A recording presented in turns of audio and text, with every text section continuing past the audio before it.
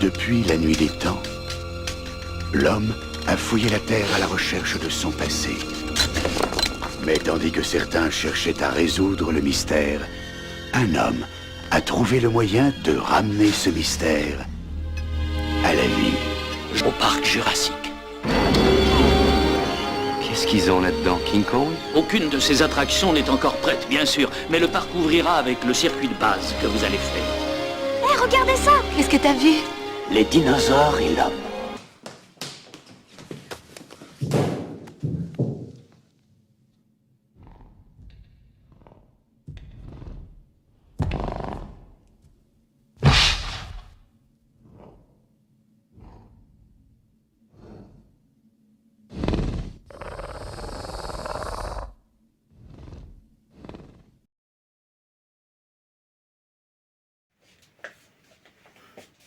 Aujourd'hui, on n'a pas un merveilleux décor, moi je trouve.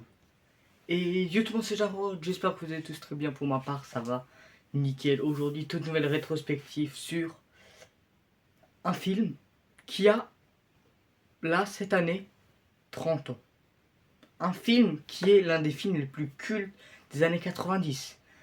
Un film qui est l'un des meilleurs de Steven Spielberg, que ce soit pour les fans ou même pour quelqu'un qui connaît pas, on va dire, trop Steven Spielberg, il doit forcément connaître ce film. Aujourd'hui, on va parler de Jurassic Park.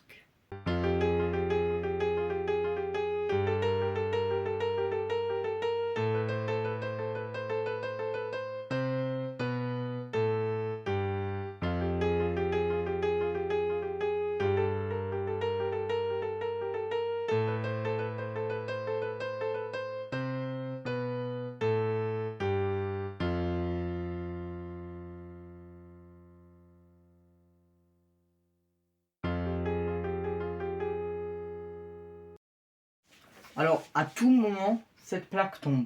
Cette plaque, je l'ai achetée aussi pour cette vidéo, et ben pour illustrer ma chambre. Donc, elle sera pas tout le temps là.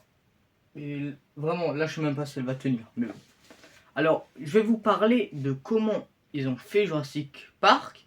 Et après, ben, dans la deuxième partie, je vais vous dire ma critique sur ce film que j'ai vu. Pas, on va dire, beaucoup de fois, mais que j'ai vu quand même assez souvent. Au départ, Jurassic Park, c'était un livre. On va dire, au départ, ouais. Mais pour les gens, c'est surtout un film. Pourquoi? Parce que le livre est sorti, mais je crois un tout petit peu avant le film, et je vais vous expliquer pourquoi. Au départ, Michael Crichton avait conçu un scénario sur un garçon qui recréait un dinosaure. Il laisse ensuite de côté sa fascination pour les dinosaures et le clonage jusqu'à ce qu'il se mette à écrire son roman Jurassic Park. Spielberg découvre le roman en octobre 1989, tandis que lui et Crichton sont en train de discuter d'un scénario qui deviendra plus tard la série télévisée Urgence. Et avant la publication du livre en 1990, Michael Crichton demande une redevance non négociable d'1,5 million de dollars, en plus d'un pourcentage conséquent sur les bénéfices. Warner et Tim Burton, Columbia et Richard Donner, et 20th Century Fox et Joe Dante se proposent pour acquérir les droits. C'est finalement Universal qui les obtient en mai 1990 pour Steven Spielberg. C'est l'un des plus grands succès de Spielberg, si ce n'est pas le plus grand. Universal ajoute 500 000 dollars à la somme de Crichton pour qu'il adapte son propre roman, lequel est achevé au moment où Spielberg réalise Hook ou la revanche du capitaine Crochet en 1991, un merveilleux film je trouve.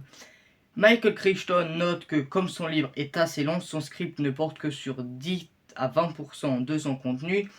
Des scènes ont été supprimées pour des raisons pratiques et budgétaires, et simultanément, Steven Spielberg engage Stan Winston pour créer les dinosaures animatroniques, Phil Tippett pour créer les dinosaures en go-motion pour les plans généraux, et Michael Lantieri et Denis Muren pour superviser respectivement les on-set effects et la composition numérique. Il y aura aussi un paléontologue sur le tournage, nommé Jack Horner qui supervise quant à lui les designs pour satisfaire le désir de Spielberg de représenter les dinosaures comme des animaux plutôt que des monstres. Par exemple, Jack Horner rejette d'emblée la langue entrant et sortant à la manière d'un serpent qu'avaient les raptors dans les premiers animatrix de Tippett, soulignant que les dinosaures ne pouvaient faire cela.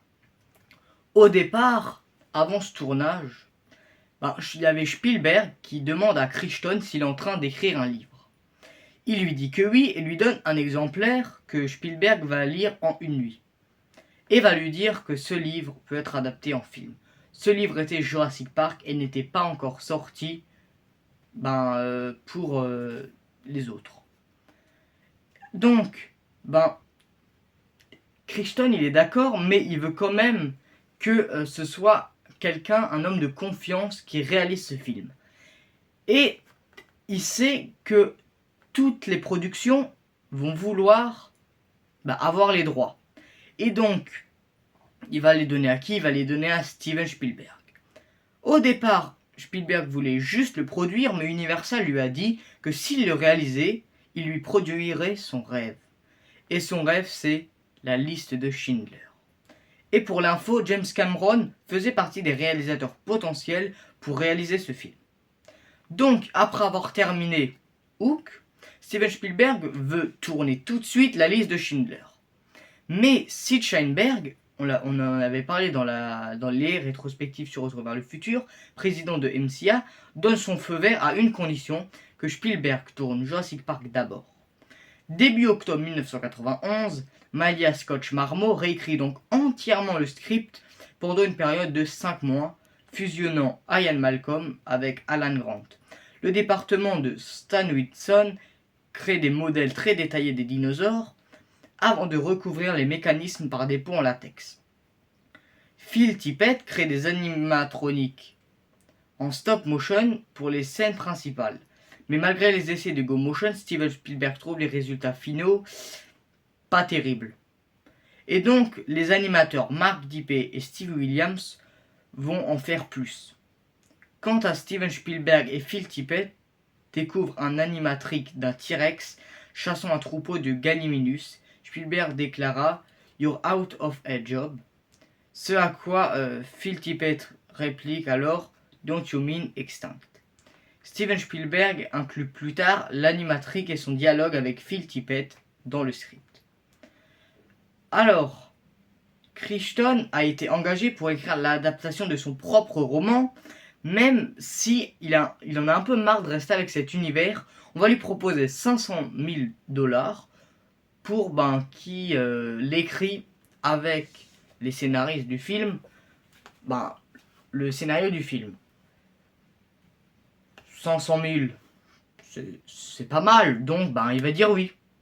David Koepp a ensuite retravaillé le scénario pour aboutir au résultat final qui met de côté une grande partie de l'exposition et de la violence du livre. Le scénariste David Koepp rejoint ensuite le projet. Il reprend de nouveau la version de Malia Scotch-Marmot et utilise notamment l'idée de Steven Spielberg d'un dessin animé montré aux visiteurs du parc afin de remplacer la longue exposition du roman de Crichton. Le réalisateur demande par ailleurs à supprimer l'intrigue parallèle d'un Procompsognathus qui s'échappe vers le continent et attaque des petits-enfants, jugeant cela trop effrayant. Ce passage sera finalement utilisé dans le prologue de la suite du film Le Monde Perdu.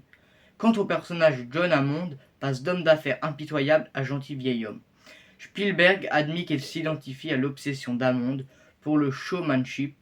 Il a aussi interverti les personnages de Tim et Lex. Dans le livre, Tim a 11 ans et connaît les ordinateurs et Lex n'a que 7 ou 8 ans et fait du sport. Steven Spielberg voulait ainsi travailler avec Joseph Mazzello, celui qui lui permettrait par ailleurs d'introduire les remarques adolescentes de Lex envers Alan Grant.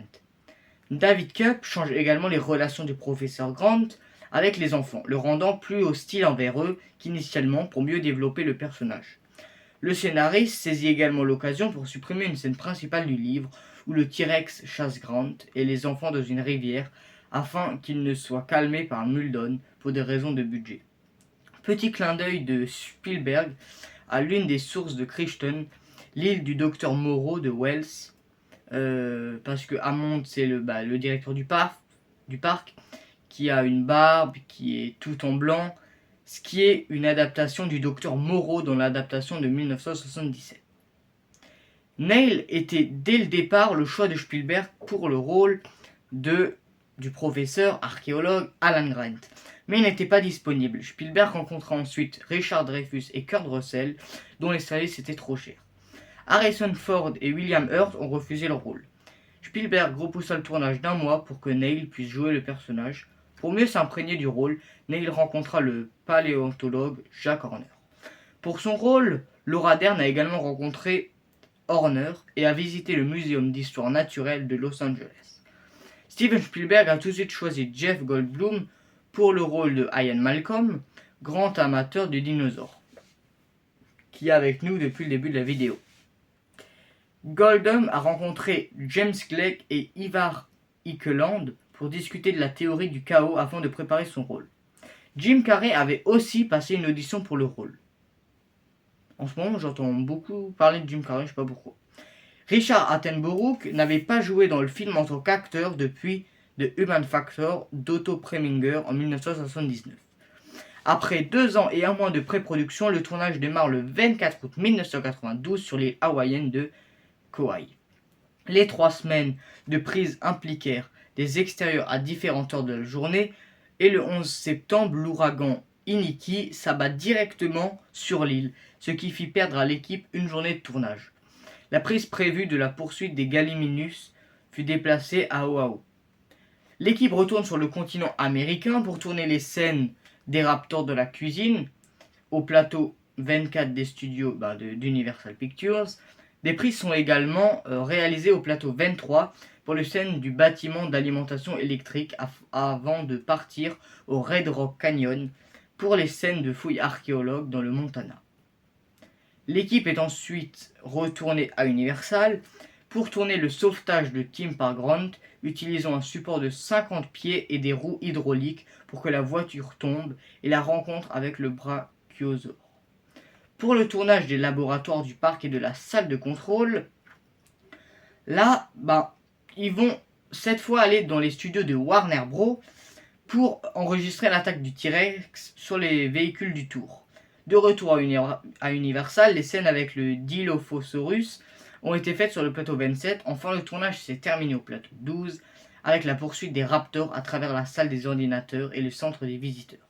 Steven Spielberg reprit le T-Rex pour le clou du spectacle avec cette fin originale où Grant utilise une plateforme pour manœuvrer un raptor dans le fossile d'une mâchoire de tyrannosaure. Le travail sur les effets spéciaux se poursuit dans le film et ça se sent.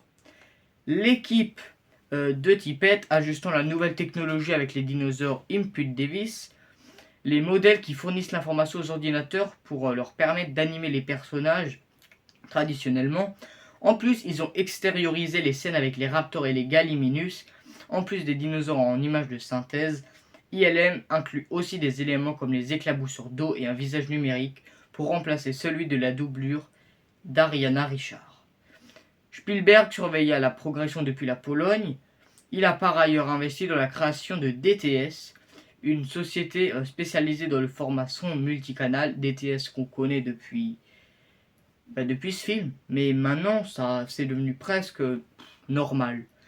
Le film, l'équipe responsable des effets sonores supervisée par George Lucas termina son travail fin avril. Jurassic Park fut totalement terminé le 28 mai 1993. Le film est pourtant devenu le plus gros succès financier jamais réalisé devant E.T. l'extraterrestre, précédent détenteur du film. Bien qu'il ne surpasse pas E.T. au niveau national, les recettes du film s'élèvent à 47 millions de dollars le premier week-end et montent à 81,7 millions de dollars pour la première semaine. Le film est resté numéro 1 pendant 3 semaines et a fait gagner au total 357 000 dollars au niveau national et 914 millions de recettes dans le monde entier. Universal a investi 65 millions de dollars dans la campagne marketing de Jurassic Park passent en désaccord avec une centaine de compagnies. Par exemple, le 9 juin 1993 à Washington, il y a la première du film qui se fait en faveur de 2 œuvres de charité pour les enfants. Et après la sortie du film, une tournée promotionnelle démarre. Jurassic Park, ça fait partie des films, tous les films, on va dire, familiales de Spielberg ont beaucoup d'objets comme ça, mais on va dire où ils ont les droits. Parce qu'il y a aussi plein de films où ils font des objets, mais ils n'ont pas les droits. C'est pour ça que des fois les visages sont pas bien faits, voilà. Et c'est pour ça que par exemple Pulp Fiction, il y en a presque jamais. Mais c'est pour ça que Jurassic Park, il y en a beaucoup. Parce que eux-mêmes, ils ont fait des objets, des t-shirts, des figurines, plein de trucs. Donc, tout de suite, c'est ma critique. Au large du Costa Rica, et j'ai consacré les 5 dernières années à créer une réserve biologique.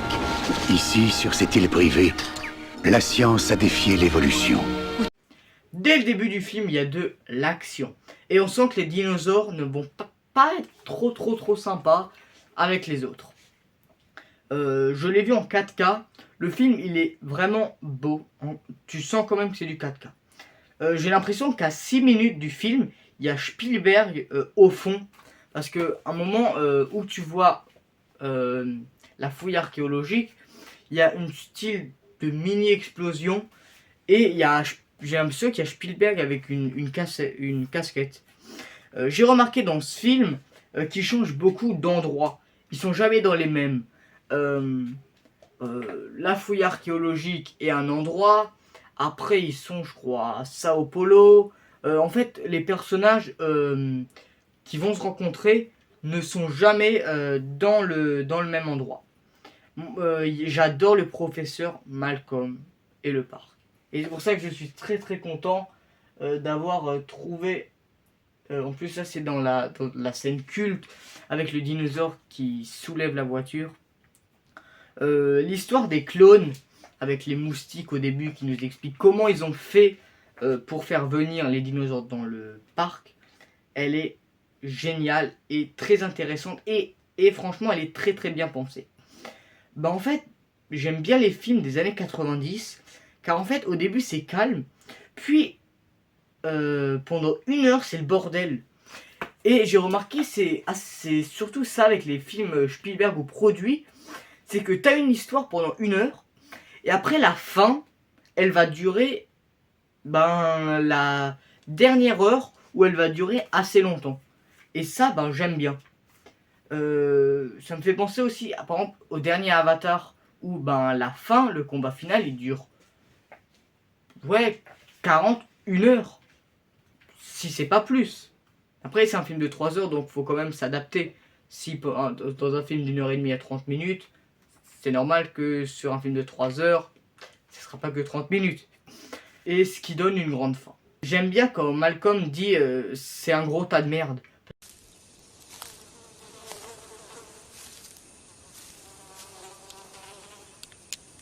C'est vraiment un gros tas de merde.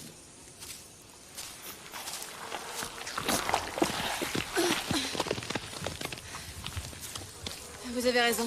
Parce qu'il le dit, mais tu le vois que c'est de la merde. Mais je sais pas, mais il l'a dit avec une intonation qui est parfaite. J'avais pas reconnu dans ce film Samuel L. Jackson. Franchement, je savais pas que c'était lui. Et dire que 1 an après, en 94, il tourne Pulp Fiction, et il a pas du tout la même tête. Les dinosaures sont très bien faits. On voit qu'ils se sont vraiment impliqués et qu'ils ont voulu faire des dinosaures. Parce que c'est vrai, tout repose sur les dinosaures. Le film, il aurait très mal vieilli si les dinosaures seraient pas bien faits. Et ça aurait pas été un aussi grand succès parce qu'on n'aurait pas été aussi imprégné dans le film. J'adore la scène de la cuisine.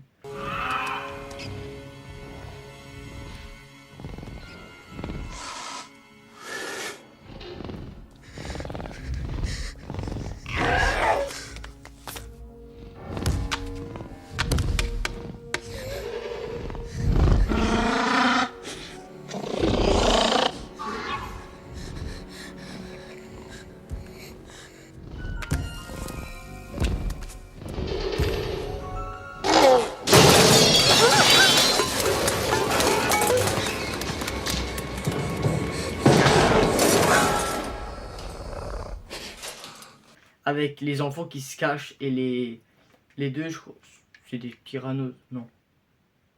Bah bon, je sais plus. Avec les deux dinosaures qui les cherchent. Et très bonne idée d'avoir, quand on croit que le dinosaure il fonce dans la fille, alors que c'était le reflet du mur. Génial. Et j'ai compris pourquoi on voit des oiseaux à la fin. Parce que, Alan Grant dit que, dit dans son livre que les oiseaux, que les dinosaures se sont transformés en oiseaux. Et c'est pour ça qu'à la fin, un des derniers plans, le dernier plan c'est qu'on voit l'hélicoptère au loin, mais l'avant-dernier plan, on voit les oiseaux qui partent de l'île. Bon, qui partent. Ils migrent et après ils vont revenir, je pense. Le film est un film culte, mais il n'y a pas que le film qui est culte. Il y a aussi son logo. Un logo qui est surnommé par les fans Logosaurus, qui est une figure squelettique du T-Rex, le dinosaure du film. Mais comment il est né? Déjà, Michael Crichton, quand il publie son roman, il ne souhaite pas faire apparaître sur la couverture de livre un dinosaure en chair et en os. Ils font alors appel à un designer de couverture de livres encore débutant, qui fera une très solide carrière par la suite. Chip Kid. Avec la contrainte fixée par l'auteur et l'éditeur, il tente plusieurs itérations. Gros plan sur les yeux ou la peau, détails sur l'anatomie d'un dinosaure empreinte, mais rien semble fonctionner et l'éditeur ne veut pas exploiter la piste du squelette. Chip Kid va alors chercher l'inspiration du côté du Muséum américain d'histoire naturelle, et ce dernier, détenteur de l'une des plus grandes collections de fossiles du monde, expose depuis 1915 un squelette extraordinaire, quasi complet d'un T-Rex, qui se dresse du haut de ses 12 mètres. Durant 30 ans, le Muséum américain d'histoire naturelle sera le seul au monde à avoir un tel spécimen. Photocopiant une illustration d'un livre souvenir faite par le paléontologue du musée Henry Fairfield Osborn, le premier à avoir découvert et identifié en 1902 le Tyrannosaure Rex. Chip Kid dessine une sorte de silhouette avec un crayon et une feuille de calque avant de l'envoyer à Crichton et sa maison d'édition. Leur réaction sera super. Parce que pour son film, Steven Spielberg souhaite quelque chose qui rende bien et qui ne soit pas trop cher à décliner, dans la mesure où le logo devra s'appliquer non seulement au film, mais aussi décliner sur toute la marchandise.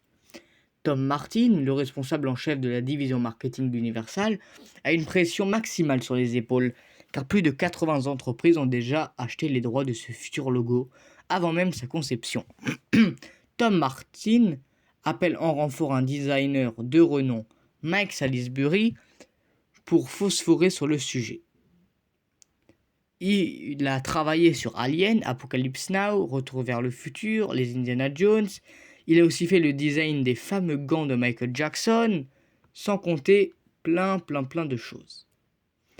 C'est alors Chip Kid a eu la création de la couverture du livre de Crichton. Et c'est Colora qui a l'idée d'entourer le logo avec un cercle, ainsi que celle de mettre le titre du film dans un rectangle. L'équipe de Salisbury a quant à elle complété sa création en rajoutant l'effet de jungle au bas du logo pour accentuer l'effet. En 2001, le logo changera à l'occasion de la sortie de Jurassic Park 3. Le T-Rex en son centre sera remplacé par un dinosaure encore plus menaçant, en l'occurrence un spinosaure. Un très joli clin d'œil au logo Jurassic Park et à déceler à la fin du film lorsque le T-Rex passe dans l'arche. Merci d'avoir visionné cette vidéo sur Jurassic Park. J'espère qu'elle vous a plu. Mettez un like, abonnez-vous à ma chaîne YouTube, à mon Insta, Jarod fait son cinéma. Et nous, on se retrouve bientôt. Bis!